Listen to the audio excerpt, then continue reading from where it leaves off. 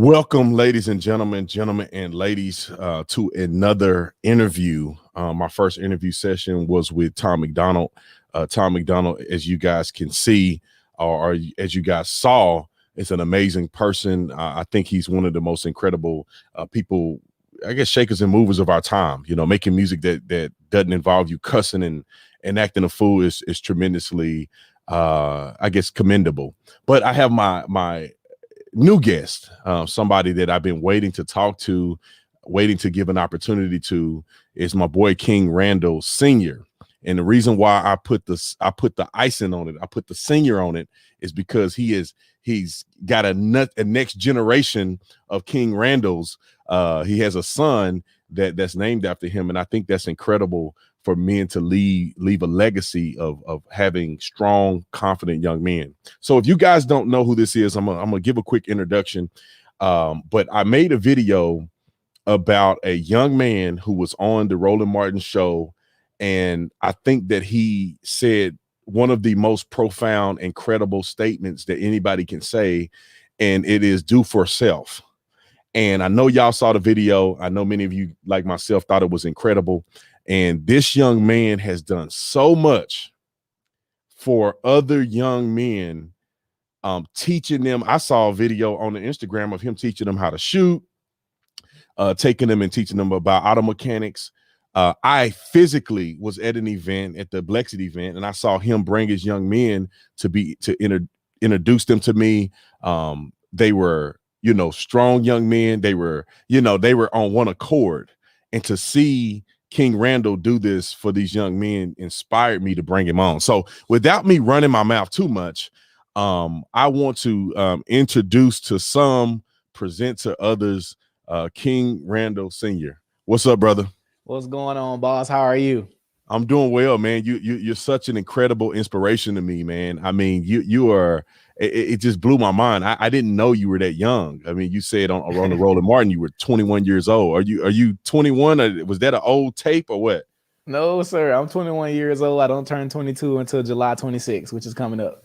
All right, cool. So you old enough to own a gun, so that's a good start. But yeah, got 14 of them. You right. That's, you right up my alley, man. So yes, sir. I want to get right into this, man. I want to know a little bit about you, right? Mm-hmm. You do. A lot of people are going to find out shortly. Some already know of the tremendous work that you are doing with the X for Boys organization that you started. Mm-hmm. That you are I'm assuming you're the founder of, and yes, that sir. you are, just dominating in. So, but I want people to know your story. I heard a little bit about it, but I where did you grow up? I grew up in Albany, Georgia, born and raised here where I live and where I work. I grew up here. I went to International Studies Elementary Charter School. I went to Robert Cross Middle Magnet School, and I went to Westover High School, which is where I graduated. And I also graduated from Albany Technical College with a culinary degree when I was 17. I was one of the first 6 students here to graduate from college before high school. So I'm a chef. I can cook a little bit. I just don't get into the kitchen that much because culinary school kind of took away my love for cooking because we did so much there and so many hours of classes. It almost made me hate cooking. So, but I can cook from time to time. But I grew up here in Albany, Georgia. Yes, sir.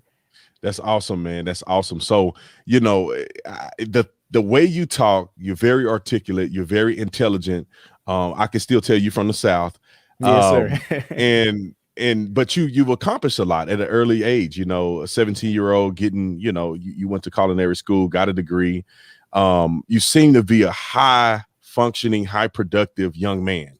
And it leads me to figure out, what was your family structure like? Normally somebody is as intelligent as you are, hardworking. You had to come from good stock.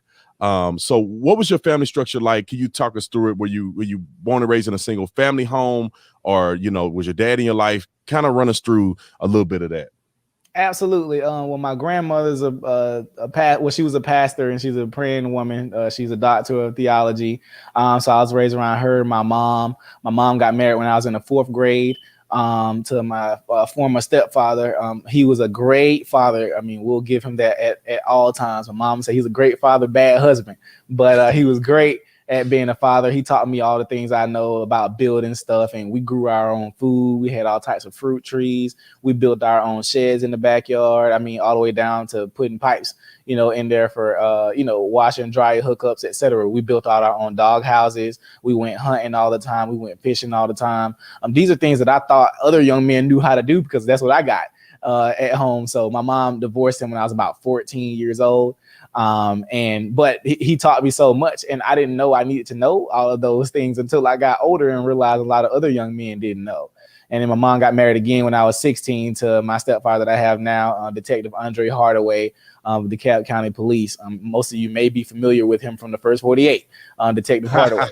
But I love him to death. He's awesome on both sides. He may not be a handyman, but he's a very good father and a good husband as well. So now we got the best of both worlds. But that's kind of like my family structure. Just kind of grew up a little bit with my grandma and my mom, and just them, molding and training me. My stepfather, I appreciate him to death. My father, my biological father, and I, we don't have a bad relationship. He wasn't just always there, but my mom always made sure we didn't have a bad relationship. My mom, is just a beautiful person. She used to actually buy my dad gifts to give me for Christmas and for my birthday and stuff like that. Like, she would literally go buy a gift, go give it to him, and then go get me and then bring me there to pretend that he gave me a gift, but she's such a beautiful person, Yep. But I remember this one year, and I tell people all the time how important it is to have fathers in your life. My dad came to 2 of my football games my whole life. I played football like my whole life, but he came to 2 football games. I remember those games so vividly just because he was there at those 2 football games. Now, my mom came to every game I had, and I can barely remember what she was cheering about.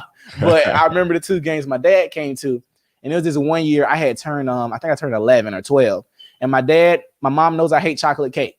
My dad brought me a chocolate cake on June the 26th, a month before my birthday. He thought my birthday was on June the 26th instead of July the 26th, but he brought me a chocolate cake, and I ate that cake, and I was so happy that my dad brought me something. I didn't even care that he brought it on the wrong day. It was just a thought, that he decided to, just do something. And I tell people all the time, you don't understand how important fathers are. And if we, foster those relationships and make those relationships important with those fathers, regardless of if they're there or not. I like to use my mom as an example. My dad wasn't always there, but at the same time, my mom makes sure we never had a bad relationship. And now I don't fault him, for that, because nobody taught him how to be a father.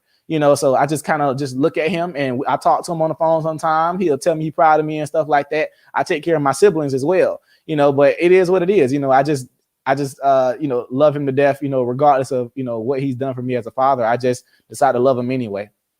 That's great, man. I mean, that is absolutely wonderful to hear, because a lot of people they don't have a chance to be exposed to like the intimacy of hearing a young man, a son, talk about his father. And I think that could be a message not only to young fathers out there, and not even just young fathers in general, and also mamas in general that had kids with a man that she may not like. Right. Listen to how the son views the man, this is not your situation, but I know a lot of times this could possibly happen, is that the mom may not like the dad, but you have no idea the impact that father has on a young man and his identity. So do you, with the organization that you are a part of, or that you started, I mean, and let me not get that twisted, the organization that you started, yes, do you believe that your relationship with your father instigated, not just your father, the other father figures in your life, do you believe that instigated you to start something like this? Absolutely. It definitely did, because looking at where my biological father was, what my former stepfather did for me, and what my stepfather now is doing for me, of course, I believe that I'm able to put all of those things together and teach, the young men that I do have in my organization. Because looking at when I did start the organization, I was 19, and I started it because I was like going around our community, and it was so much going on here in Albany. At one point, we were the 4th poorest city in the nation. We're 74% Black city, so it's majority Black people that live here. And crime was so high amongst boys ages 17 to 25. And so I'd go to these different stop the violence meetings, etc. But nobody wanted to like really put in the work that I wanted to do. And so we were talking about these young men, but I'm just like, well, can we get out here and go do something, with them? That's kind of where I was. I wanted to do something with them, so I started doing little field trips with them. All I did was make some flyers. I went to different football practices and passed them out. I made some little flyers on my phone. I printed them out at the library, and I just went and put them around the city. I went and posted them up at different restaurants. I mean, I was dedicated to trying to make sure these young men had somewhere to go. I got 20 young men on my first field trip. We went to the African American History Museum and the Center for Civil and Human Rights. I brought them back to town, and we got them free haircuts. I had a long talk with them, and to hear what the young men were saying, about their things that they've been through in their lives.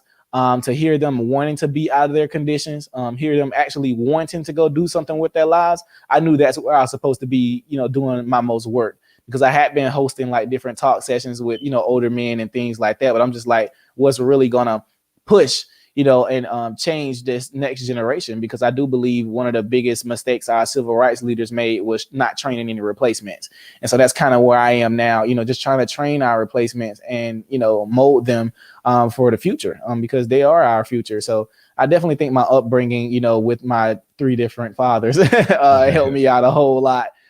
Because I'm able to teach them all those things that I didn't know. I mean, we've done oil change workshops, brake changing ceiling fans, sheetrock, flooring, toilets, everything. I mean, if you go look on the website, everything on there, you'll see what we've done over the past 2 years. And I've been running this organization out of my house.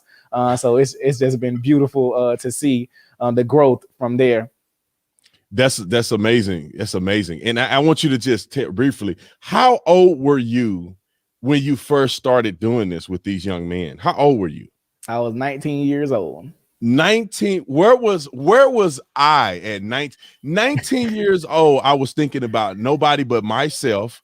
I was playing college football and I had a terrible attitude and I was all messed up. So at 19 years old, you have taken the responsibility, and you've had a keen eye, and I believe God has anointed you to do this. You've taken a keen eye to support these young men. I want you to tell people, and we're going to continue to talk about this, but I want you to tell people what is the website that your organization, what's the organization's website, so people can go visit.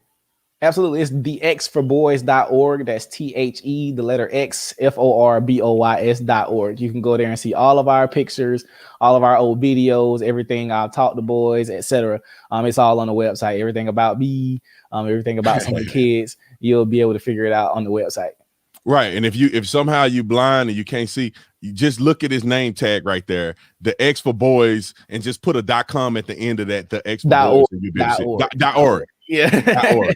I know you sent it to me. How did I mess that up? But .org, because it's an organization. Also, we have links in the description section where you can go and click and donate. And let me say this, because I know people are watching this and some people are enthusiastic and maybe people become lethargic at some point, but I want you guys to make sure you hit the like button. This video needs to go way further than I believe that it's at right now. And I'm going to challenge us. And I'm not going to make people do stuff that I'm not going to do. Right. So I want to challenge us to go to the link and support all of the super chats that we get from here. I'm going to donate them, plus I'm gonna donate a part to the xforboys.org. So all of y'all watching, if you write a super chat, whatever amount, it could be $99 or whatever, those super chats are going to go to the organization. I'll present to you what I'm going to donate to you at the very end of this live stream. And so I think this should be a community, kind of get together of donating and supporting this young man. Thank you. Absolutely. A 21-year-old young man doing more than 50, 60-year-old men complaining on the internet all the time. So, but let's continue to go down this path, because you haven't always had, I guess, the perfect life. Your story, and I heard you talk about this on the Instagram. So I'm like, if he put it out there, then that means that it's a testimony that he's comfortable saying. But you had mentioned that you had these father figures in your life, and a lot of people may be saying, oh, he was in a perfect situation. He had, even though it was different men, there was a lot of men in his life, but they all helped him become who he is today, which is true. However, you did have to handle some adversities that no young man should ever have to go through. but what it did is, and I want you to talk a little bit about what happened and how that helped you with dealing with young men and seeing the things that they go through and how to combat that moving forward. So if you don't mind, just tell the people a little bit about what you said on your Instagram the other day about, you know, kind of what happened to you when you were younger. I mean, at a really young age. Absolutely. Well, I'll actually give a 3-part small story to go into that, because a lot of people don't know many things that have happened to me as a child, which is why my grandma says all the time she knew I was here to do something special. So I'll give my first story. I was a toddler. I wasn't able to like walk yet. I maybe was crawling at the time. My mom put me in the back seat of her car, and my cousin was with her in the vehicle. And my cousin then strapped me all the way in the car, which she thought she did, you know, or whatever like that. So my mom, she was riding on the highway. My mom has this habit of looking back in the rearview mirror to look at me, you know, just because I do the same thing with my son. And so she looked back in the rearview mirror and I wasn't in my seat. The door was open and I was miles down the street in the middle of the road as a baby. And so my mom was like, oh my God, we in the middle of the highway, like we was on the expressway. And she took me there where we was, and she was like, she backed up so fast, you know, like she never did before. She was backing up so fast, and she was praying that no cars had come, you know, or anything like that. But she finally got to me, and she grabbed me, and she was like, no cars had come until she picked me up. That's when cars started coming down the road. And then another story I had, I was actually in the bed with my grandmother as a baby, like a hand baby. And she was telling me that when she was on the phone, my grandmother was on the phone, and you have a phone cord. They had a phone cord back in the day. And so she said she turned around and she has no clue to this day how the phone cord got wrapped up so many times around my neck. She had to cut it off of my neck. That's how much it was wrapped around my neck. Then I go into the story that you were talking about. When I was younger, maybe about 3 or 4 years old, most people, you know, we've had the good touch, bad touch conversation, you know, with your children about people touching you and things like that. So I was at my godmother's house, and her daughter at the time was actually having full blown sex with me as a 4-year-old. I think I was 3 or 4 at the time. Now, mind you, I didn't think that it was wrong because it felt good at the time. I didn't know what was going on, you know, and things like that. She's a grown woman. So I was going there quite often. You know, I always wanted to go to my godmother's house because I loved her. But at the same time, I was going over there and I was just like, oh, yeah, this is great, you know, whatever like that. But my mom, you know, when we eventually had the good touch, bad touch conversation, I was like, oh, no, somebody is touching me. I didn't know it was wrong. You know, of course, my mom got all that handled. Mom went berserk, etc. And they handled that situation. But people don't understand how that, you know, messes up a young man and what it does to them growing up. And I even talked about, you know, how it affected me growing up, because as a child, you know, I was like, you know, how a young boy will look at an older woman and people think that's cute and stuff like that. You know, it affected me a lot because at that time I was looking for that feeling again. I was trying to figure out who would touch me now. I'm just like, I want to get that again. It's like it came so early. And I didn't need that. And a lot of young men are misrepresented when it comes to molestation because a lot of it happens from women, and that's kind of like a rite of passage, and you know, this, that, and the third, these teachers bothering students, etc. Like I even know I was talking about on the live video, like a lot of the students that were having sex with teachers, etc. Of course, nobody said nothing, but you know, these are things that happen, you know, growing up.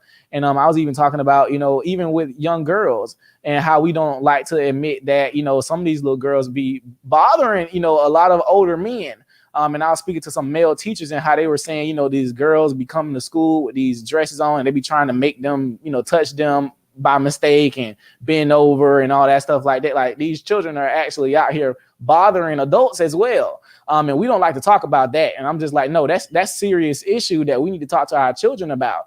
Because, you know, we'll say something if, you know, adult bites, you know, on that, which is sick at the end of the day. But at the same time, we don't want to talk about how our children, you know, was bothering these adults. We watched our classmates bother the, you know, female teachers. So we watched our girl classmates, you know, try to be googly eyes and all that stuff with our male teachers and things like that. We don't like to talk these serious conversations. And the only reason I brought up this conversation was because one of my boys had come to me about being molested from his dad's side of the family.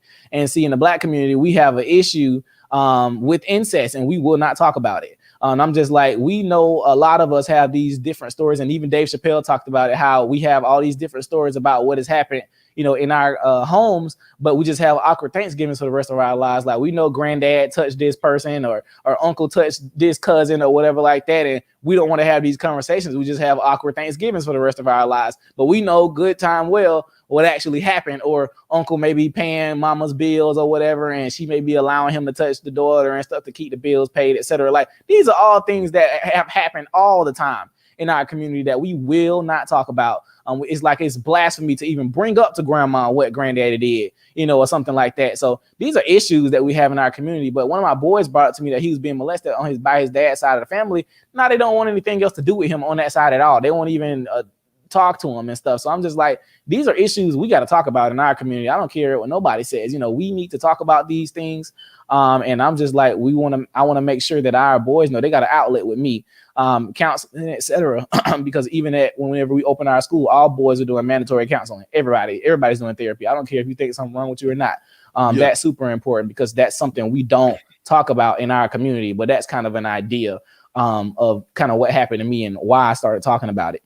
Yeah, I think that your story is, you know, thank God you made it out of that, man. And you're still a young man. And for you to be able to be mature enough to make it out of that and have a testimony to talk about these things is incredible, bro. Your testimony is incredible. And glad you're not a victim, and you're not walking around acting like, you know, that your life is over because these things happen to you, which you could have in this day and age, you could have, but you haven't. You use that as a testimony to bless other people in the help of the young men. So I want to talk about a few things, and I appreciate everybody rolling in the super chats. Keep rolling in the super chats. If you appreciate what this young man, King Randall, is saying, what he's doing for young men, keep super chatting. That's what this is about. So, and at the end of this, and I say this, I'll make this bold claim, you know, because I had a number in my mind that I wanted to donate to you, but I'll match whatever people super chat. I'll match it. Whatever that number is, I'll match it. So y'all keep rolling the super chats in. Once we get to the end, I'll match it. I'll tell you what it is. And I appreciate you guys for the support, but I want people to understand this, because you hit on a point that people may not understand if they didn't grow up in the Black community, is the sexual manipulation of young Black people that pushes them into an over-sexualized state as children all the way to adults. I know a lot of people, and I knew it when you said it on your live stream, a lot of people get confused when you say that these young girls are pushing up on adults. Now, you and I both know that you're a grown man. If you mess with a kid, I don't care what they do, you're going to jail, and you deserve it. However, people need to understand that these young people are being manipulated into being over sexualized, and they are putting themselves in a position to approach these dirty men. Because I want people to understand this. A young lady could be like, we had campus monitors when I was at school, smashing the little girls on the campus. And to me, they little girls because they were 16, 18 or whatever, all the way through. So we had campus monitors messing with young girls. Now, will the campus monitor go to prison? I think he should if he's messing with young girls. But the problem is that nobody's going to catch the campus monitor. The young girls are going to push up on them, and these dirty men are going to have sex with them. They're going to have kids with them, or they're going to mess them up psychologically. And at the end of the day, nobody is going to care, and nobody's going to hold that man accountable. What you're going to have to do as a parent is to make sure you protect your children. Right. Because once they get taken advantage of, there's not enough jail time you can give a person for doing that to a young kid. But let's get back to this chat is like, hold on a second. I got my chat open on my computer for my. Yeah, me too. I'm looking at it over here. No. I got my my company chat open, and everybody's messaging. Gotcha. It's going beep beep beep in my ear, so I had to turn it off. But okay, all right, I got that fixed.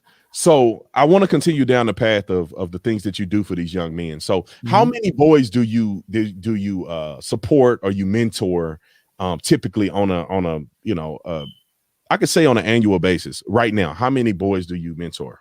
I have about 40 to 60 boys in the program altogether. However, I do have children that do live with me. I've taken children from the juvenile justice system. We don't have any rehabilitation programs here in the city of Albany or even Southwest Georgia at all for any juvenile offenders. So when they're going to jail, they're going right back. So I started taking children from the juvenile justice system. I've kept some of them out of jail. Our program has a 0% recidivism rate. Every child that's come to our program from jail has never been back. That's one thing we love to tout. But I actually started taking custody of some of the children because they aren't having the best living conditions at home. So I actually have custody of 2 of the children right now. They live with me at the moment. They're in the family room right now, but they've been living with me for a while. But I actually started taking the children into my home last summer because when COVID happened, I had to kind of stop everything I was doing. I was doing a book club and things like that, but I had to stop everything I was doing because of COVID. But parents were still asking me, could I please do something for the children? And I was like, well, if I do, they have to come live at my house. And they were just like, okay. So I went and got some bunk beds. I put them in my living room and we made it happen. Now, mind you, I didn't have the most funds at the time. I was a little broke, but I was making it work. I was calling my mom, asking her to help me feed the boys. We was eating beanies and weenies and noodles, and sometimes we was eating sandwiches. Sometimes we didn't eat anything. But we made it work. Sometimes the lights had to get cut off. I got to call mom, be like, hey mom, can you help us turn the lights back on? We got a story to tell. We've been stuck on the side of the road before. We've been on a field trip and then the tire went flat and the jack didn't want to lift the truck up. And then we was in the middle of nowhere, had to wait 8 hours for a tow truck, the nearest tow truck to come. Like, we've had so many stories, but I stayed committed, to what we were doing. And these things built a bond, with the boys because they've watched me, build this from nothing to something. And so now a lot of my boys don't feel like they can't do anything because they've watched, their teacher from 19 to 21 just build up, everything around them. Even from having my own home to my own vehicles, etc., just by doing work. I mean, me and my little brother was able to support the program. He's 15, but we started painting houses. I didn't even know how to paint houses. My little brother and I were actually painting the insides of houses at first. But one day I was actually at Home Depot picking out some paint for a new house on the inside. And this lady was like, hey, do you know how to paint houses like on the outside? I was like, yeah, I do. And I said, yes, ma'am, I do. She said, well, will you come by and look at my house? I said, yeah, sure. So I came by and looked at it, gave her my little price, and me and my little brother sat on YouTube for about 2 hours, and we figured out how to paint some houses. And I got out there and I taught my boys how to paint some houses just off of YouTube, and they look immaculate. They're on our website. They look like some professional jobs. So that's kind of something, I'm just like, we got to look at. I'm just like, if we can get on YouTube, and I learned how to cut hair and things like that off of YouTube. I learned how to do a lot of stuff that I didn't know how to do on YouTube. We used it to our advantage. So my little brother and I, we made sure we kept everything running just based off of using our hands. So even my little brother has watched me like literally come from nothing and make something out of nothing. Just because of having the drive and the will to do it. He's watched me come from nothing and just made it happen with this organization. And now, we're just now getting our own school. We have our own school bus now, so that's just been the beautiful thing. It's just where we decided to build this from, and just having big boy faith. That's one of our shirts. It says big boy faith. And that's what we believe in, just believing in ourselves. And so, even with me just being the young age, at the end of the day, I didn't have a school. So what's the point of me asking, not asking the school board to buy one of their schools? I mean, why not? I mean, the worst they could say is no, so I'm just like, I didn't have it in the first place. So might as well ask, it ain't like it's going to hurt my life if they say no. And I know a lot of people have a fear of people saying no, especially young people. I'm just like, so what? Okay, you didn't have it anyway. You might as well ask, so, and people know me. I ask for anything. I don't care. I will ask, because I have big boy faith. And that's how we've been making things happen, man. Big boy faith is what we believe in. Yeah, bro. I mean, you got that, even the Bible talks about you only have to have the amount of faith of a mustard seed. People think that they got to be these big crazy thinkers to get things done. However, you can be a mustard seed faith person and still get things done. However, I think that when you got big boy faith, you get big boy stuff done. The mustard seed will get you by. But when you got big boy faith, you buy schools. Let's talk about this for a minute because I'm interested in this school thing because I saw the videos on I think I saw the pictures of the school. Dude, I've been following you, man. I see when y'all was getting ready to purchase the school. You were talking about the renovations of the school and the approval process.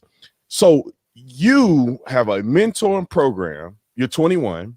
Mm-hmm. You mentor young men. You have taken custody of young men that live with you. You support them as a father Mm-hmm. figure, not only in word, but in deed. And you also have school buses, or at least you got a transportation and a school. Can Mm-hmm. you explain, as people continue to donate, y'all finna make me put a lot of money out there. I made a promise in front of the world that we'll match the super chats, and y'all are rolling in super chats like it's going out of style. You can super chat, you can donate on his website. I will match what the super chats say. So as long as y'all keep rolling them in, but as y'all continue to support, as y'all continue to hit the like button to make this stream even bigger, Randall, King, I want you to explain, what is the school thing like.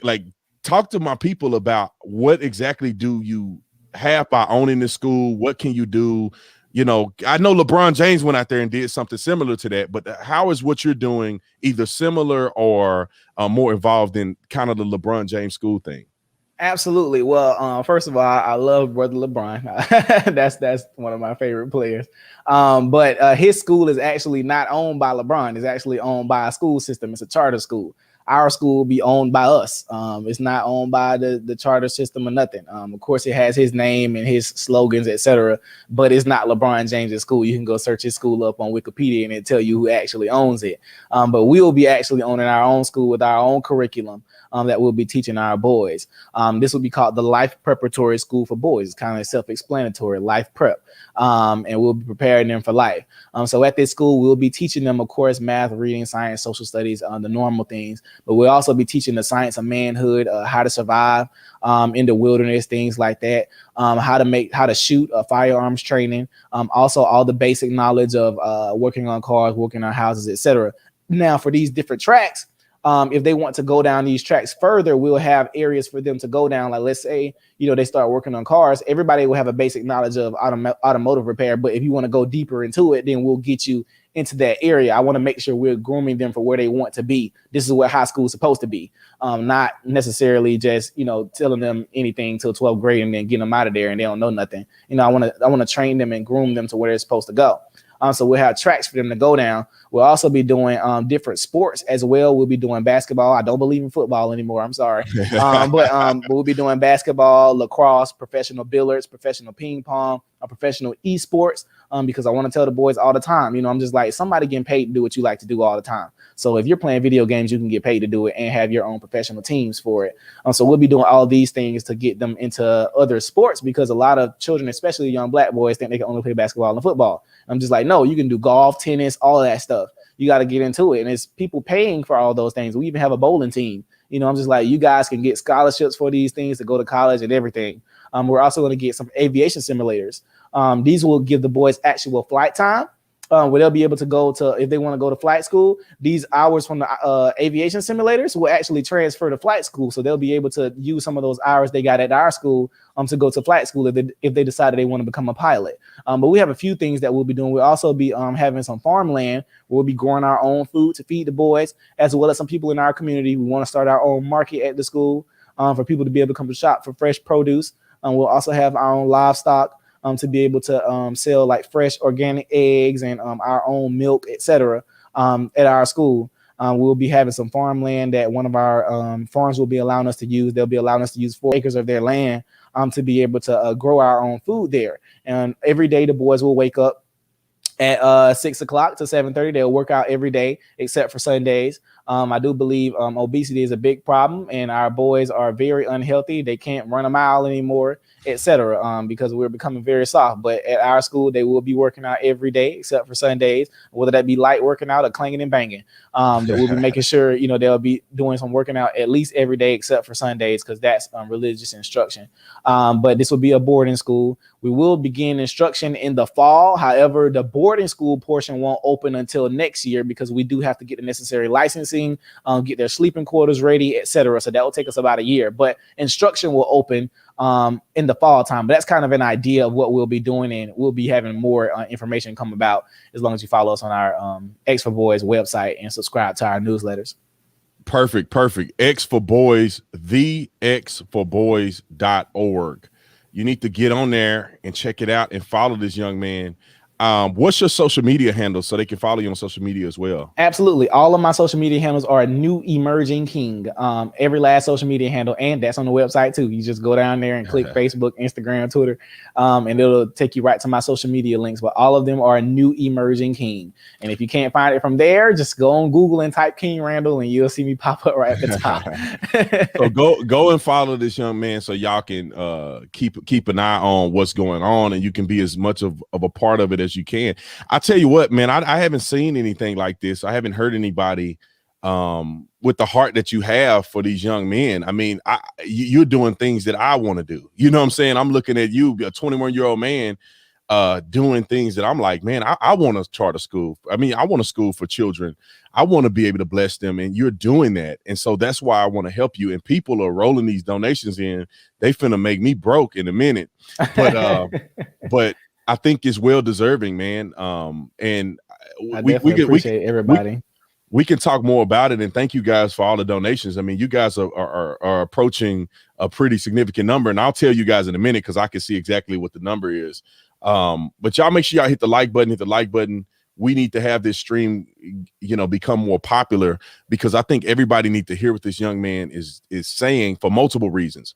One reason is so you can know what he's doing and you can support. And another reason is so some of y'all who want to do the same thing, who have aspirations to go out and do, instead of talking, this should be an inspiration to you.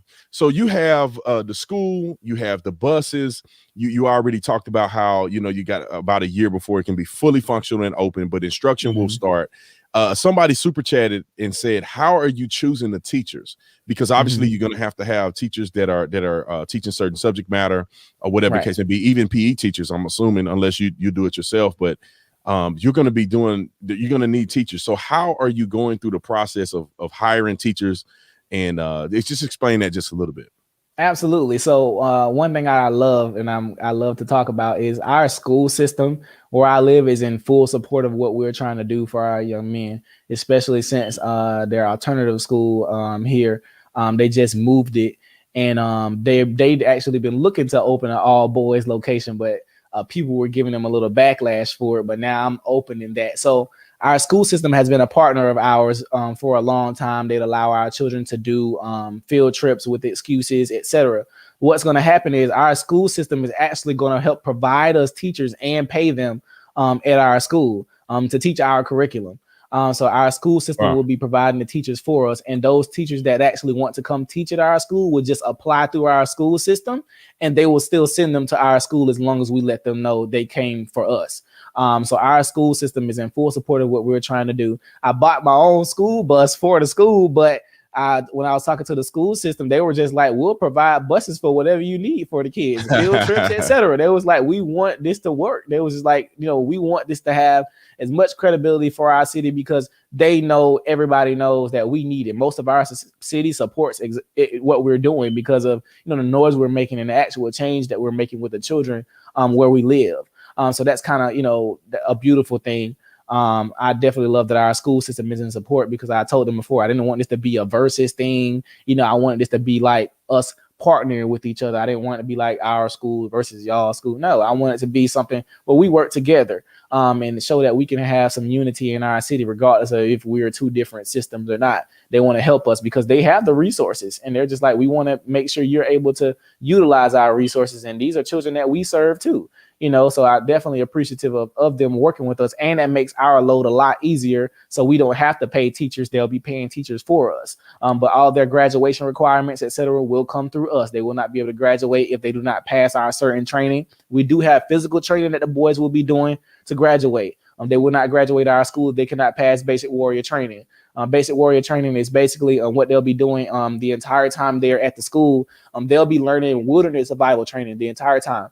And while they're learning that training, they'll be taught things like how to make a fire, how to fish without a fishing pole, how to go, kill an animal, skin it, whatever you got to do for food, find water, how do you make somewhere to sleep, etc. All these things out in the wild. And so what's going to happen is groups of 20 boys at a time for their graduation requirement, they will get dropped off at a remote location that will be monitored for 7 days. It will be 7 days. You will get One instructor, he'll come out there with them, but he will not say a word to them. They have to go find food. They have to go find water. They have to figure out how they're going to survive for 7 days with each other. They have to pass that test. If they don't, they will not graduate from our school.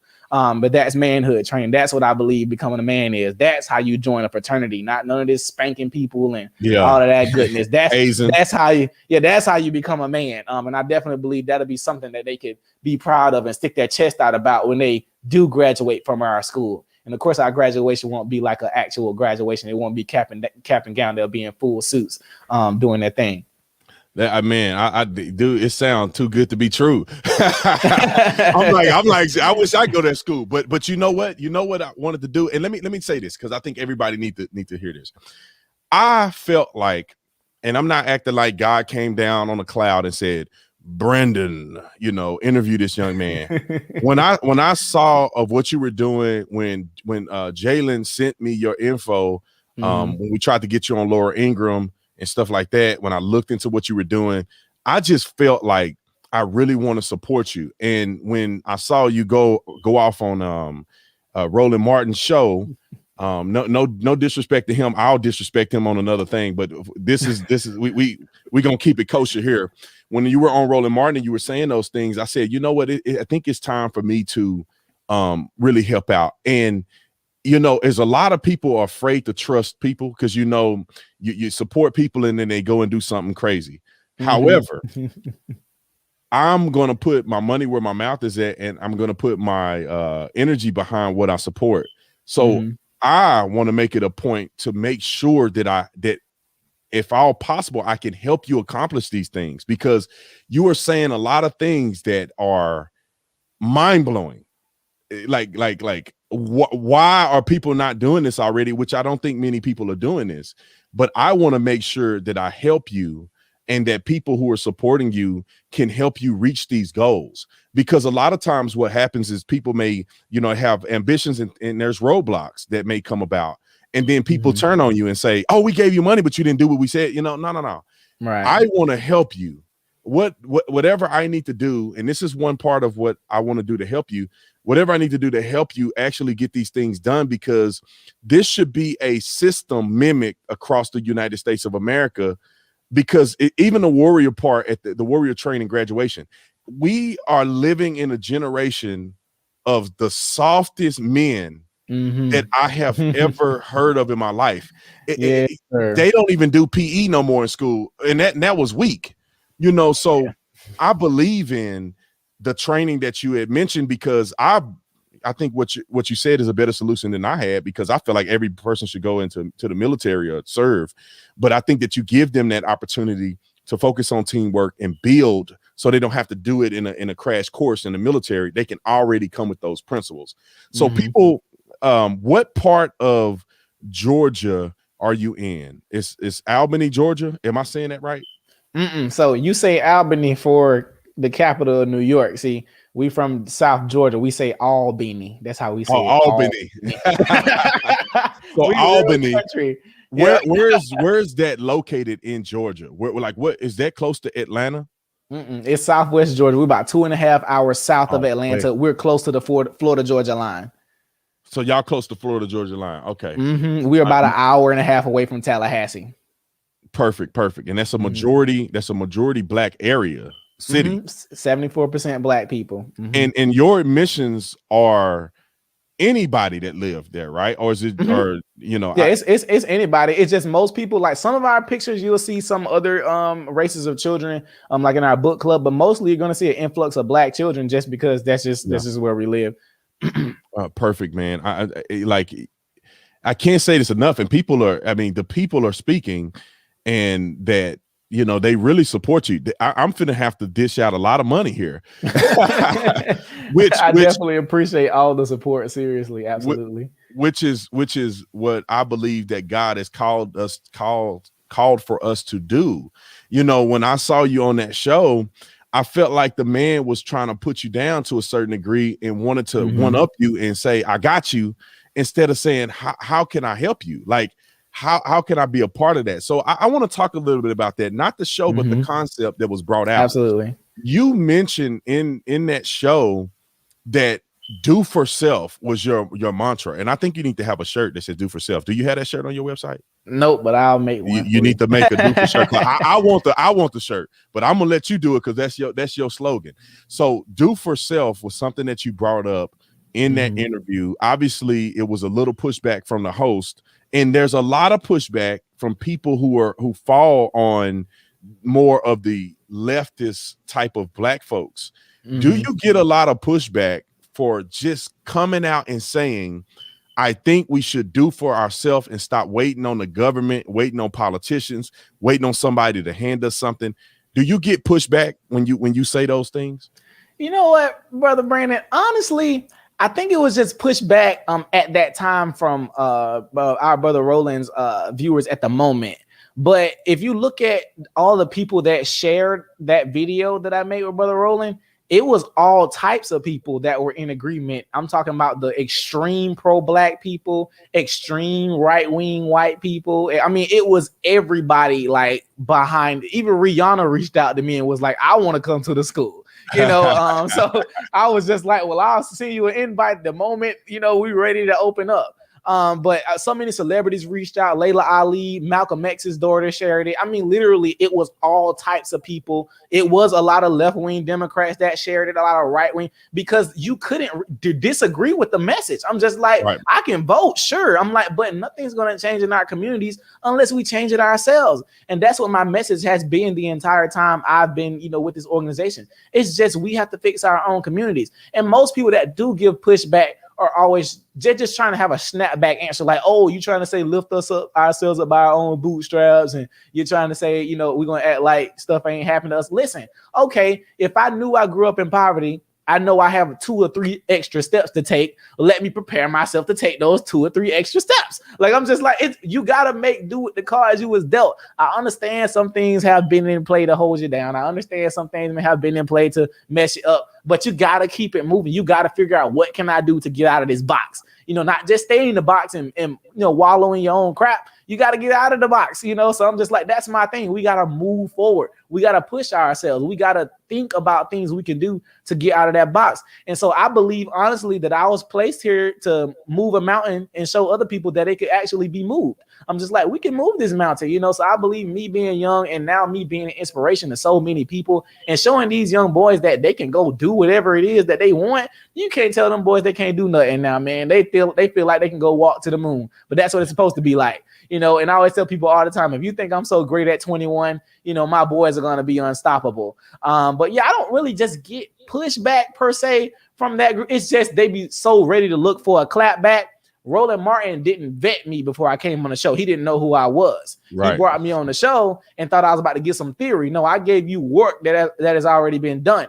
And so he and, a few other people keep talking about stuff and I don't respond to them because all you see on my social media is work. That's all I do. All you guys do is run your mouth, which is why you lost so many viewers, etc. Because I actually do work. If people come to my page and all they see is work that I've done for the past 2 years, I don't get on there and run my mouth about things that we should be doing for our communities. I just go out there and do it. I don't fuss about what other people should be doing. I don't fuss about what other people haven't done. I just focus on the things that I can do, for our community. And that's why I feel like, all of us can succeed. And that's why I feel like our program is unifying so many people, because if people go look at my following, look at the comments, etc., it's so many different types of people. I even mentioned it on my comments.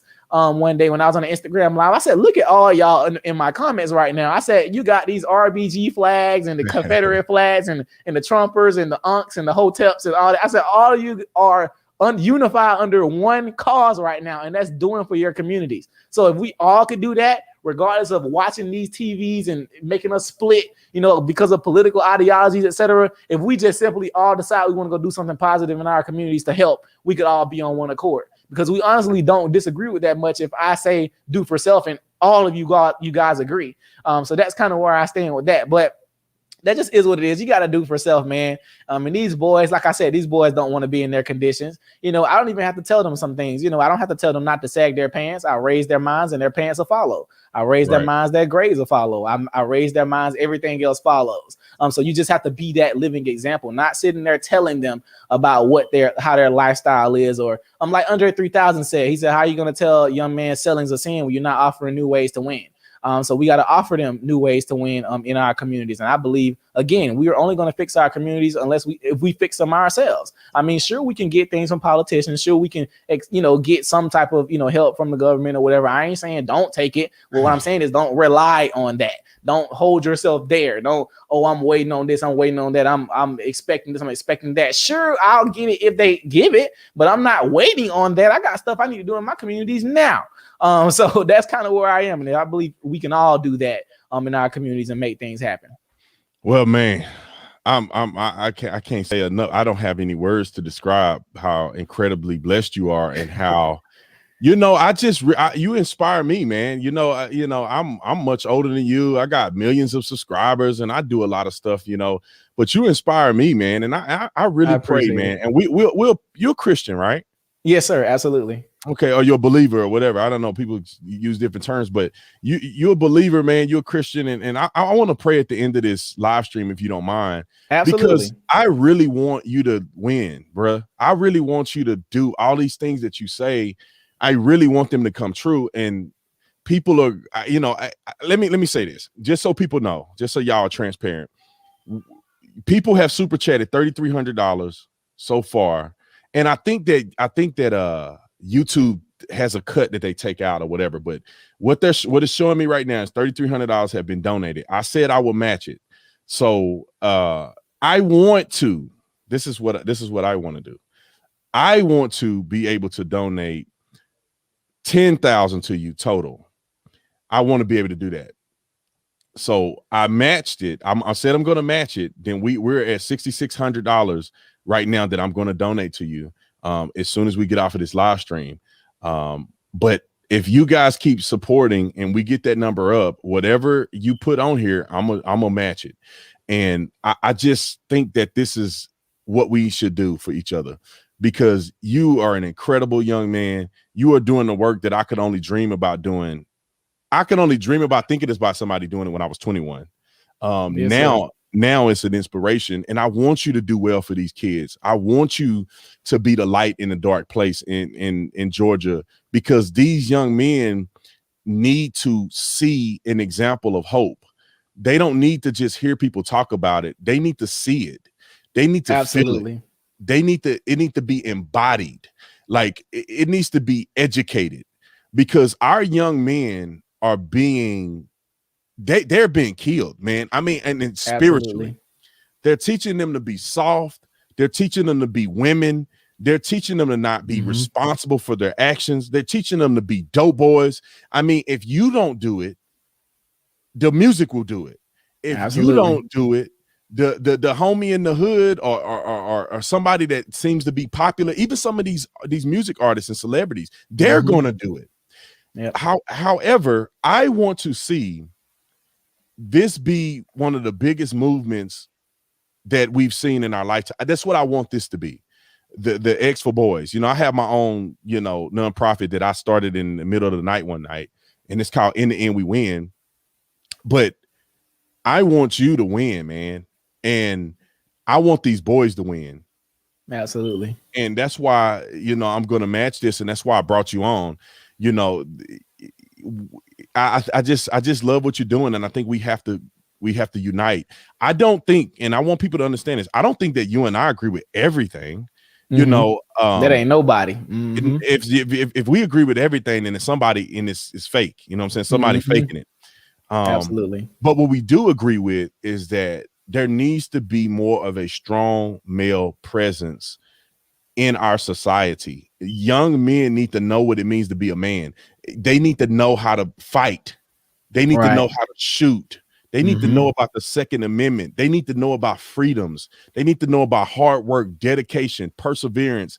They need to understand that if they get in a situation like you were when you were just a young kid, that you don't have to live being a victim. You can overcome it. You can be a victor. You better fight. Nobody's gonna hand you nothing. Pull yourself up by your bootstrap is a real theory. And don't cry about the theory. Don't try to make excuses why the theory can't be true. You just gotta make it work. Get up and do it.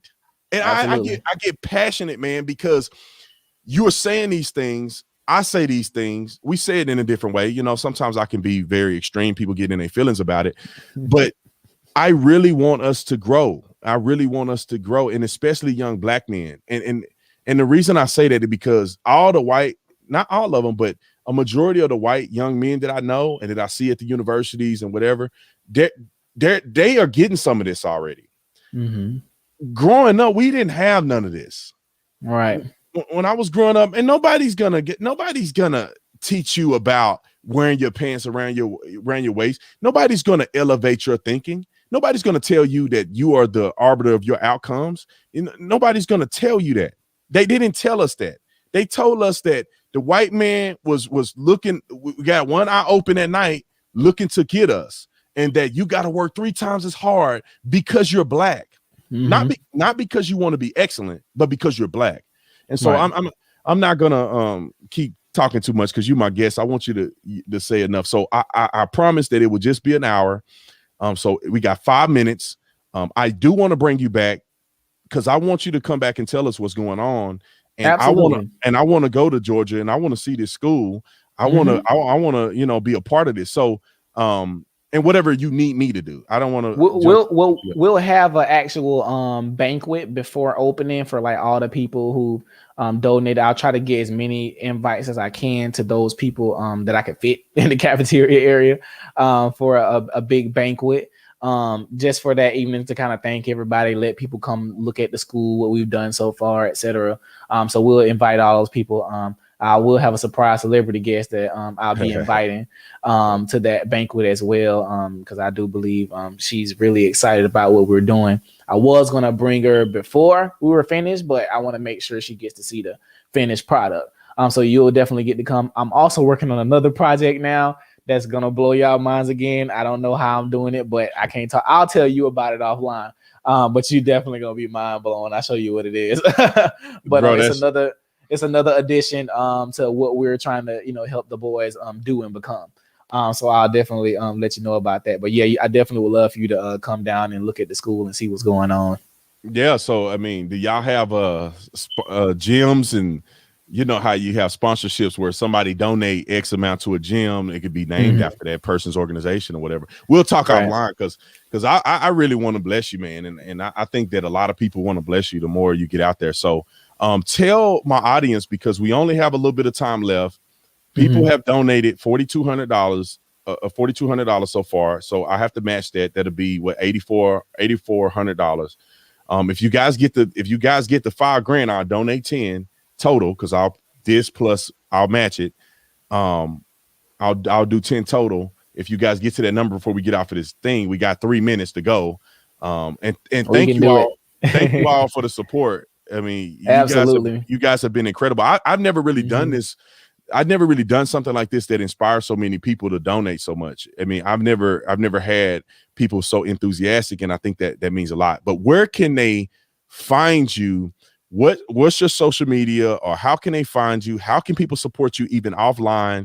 Let the audience know what they can do.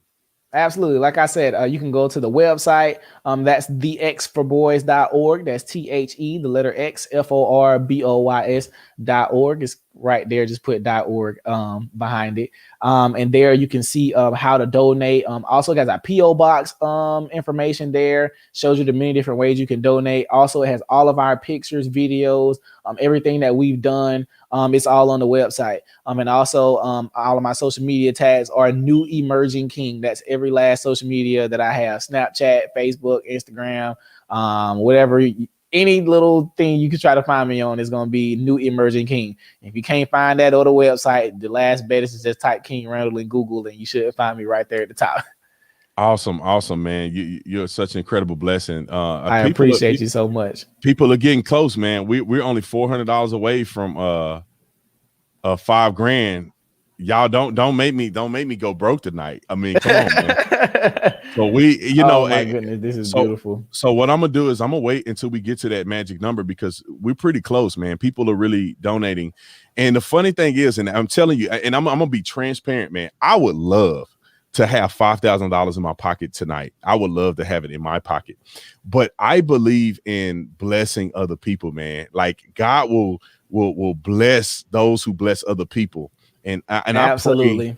I pray that all of you guys who are donating, I pray that all of you guys have an incredible blessing, because you are part of the success of this young man and the things that he's done. Also, and just so you know, my audience raised over almost $300,000 for a young lady that got shot and killed in Atlanta, Sakaria Turner. We raised. Oh yeah, I remember her. She got shot in the protest. Correctly, that's correct. Yeah, they were a protest. Mom approached the protest, was going to turn around. Two dudes got in the shootout, and they ended up hitting her daughter. And so that happens so much in our communities. So much. Yeah. So we donated to her. We donated over $130,000 to start Maddenly last year.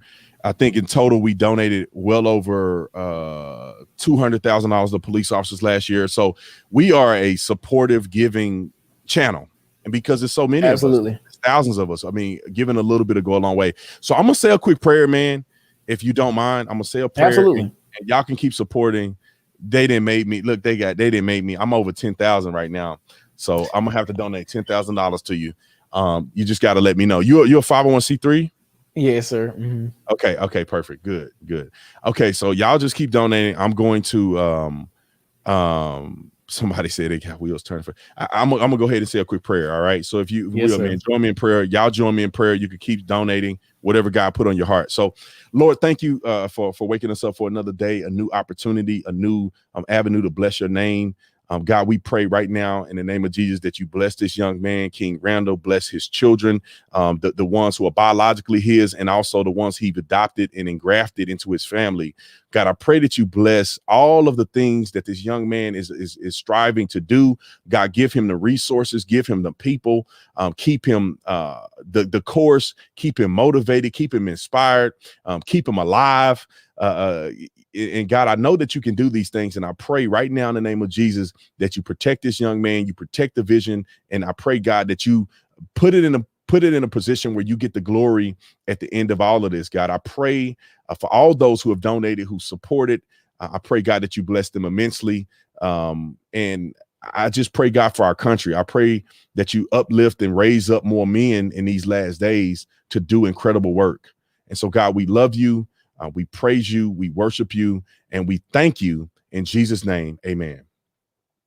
All right, brother. They mess around. Absolutely. They mess around. They finna do 12 grand. All right. I you know, y'all just going. They're 5,700 right now. People are still coming in. But if you guys are just joining in, you join in late. You got to go back and watch the video. King Randall is a young man who's all you got to do is watch this video over if you're just jumping in. A young man who's enthusiastic, who God has, in my personal opinion, raised up in these last days to challenge and encourage young men to be the best versions of themselves. And so I'll end it with that, man. Do you have anything, last things that you want to say, King? Absolutely. In every show I go on, big or small, with the same quote. It's from one of our favorite rappers here in Albany, Georgia, one of our local rappers. His name is Cantrell. He says, obstacles are optical illusions. They're not really there. Jump high anyway. Jump high just in case. Amen. Amen, brother. I appreciate it. So they're at $5,800. $5,800. I think I'm saying that right. Yeah. And so we'll talk. We'll talk offline, and I'll get it to you. So it looks like we're gonna hit 6. So just if we don't get to 6 by the time I cut this thing off, I'm going with 6, and we're gonna go to 12. It hit 6 right now that I saw it. So God bless y'all. King, stay on here. Don't go off. Yes, sir. I got you. We'll talk afterwards. God bless y'all for all the donations. I really appreciate you. Y'all doing great work, and I'm gonna keep you posted. I'm gonna bring them back when big milestones come. If you're okay with it, man, I would love for you to come back and tell people absolutely what you have done and how you have done a lot for this young boy. So I love you guys. Next week we'll have another interview. I'll let you know who the guest. Every Tuesday I want to interview somebody who I think is special, who's doing great work that you guys will love to hear from. Every Tuesday 6:30 I'll have a new interview. Every Tuesday. This Thursday is normally the group show where we bring people on the panel. King, I'm gonna have you involved in that as well if you're available. At some point we'll graft you in. but I'm gonna have to cancel it this Thursday because I'm gonna be in 4 states in 5 days, traveling and speaking. So we'll cancel it this Thursday. Catch us back next week. I love you guys. I appreciate all the support.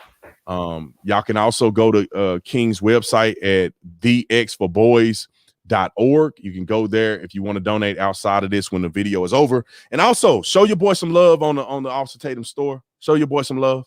Put in men, you'll get a discount. Matter of fact, I'm gonna make a discount real quick for y'all who are on here, for all y'all support.